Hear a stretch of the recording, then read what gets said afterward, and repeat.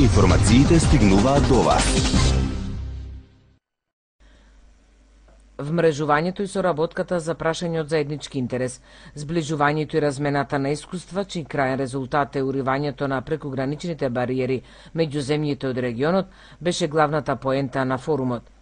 А на представниците на 90 на граѓански организации и институции од двете страни на границата, домаќин им беше Дебар, градот кој понатаму станува символ на соживот и верска толеранција. Многу ми е драго што токму тука за прв пат на регионално ниво правиме една ваква активност и токму тука, бидејќи Дебар е познат по својот активен соживот, толеранција и соработка на разните етнички заедници и верски заедници во регионот.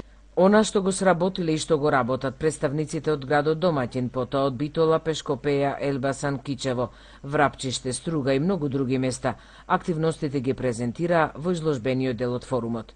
Покрај штандот и традиционалното јадење качамак, ние денес се представуваме и со еден друг културен настан, а тоа е промоција на народни носи од регионов.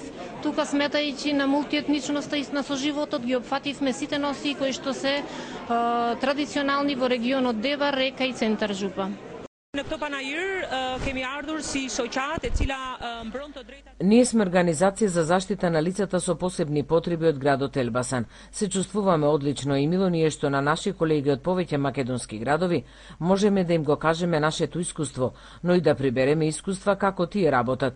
Ваквите средби се навистина повеќе од потребни. Дојавме тука на форум меѓуграничен со цел да оствариме заедничка меѓусебна соработка со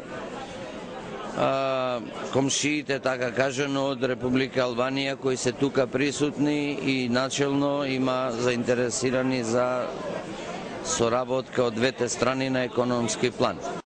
Поздравувајќи ги присутните, македонскиот министер за локална самоуправа Невзат Бејта рече дека ваквите средби ја потикнуваат комуникацијата меѓу луѓето, заедниците и институциите во пограничните зони, со цел да се поддржи одржливиот економски развој, социјалната кохезија и развојот на животната средина.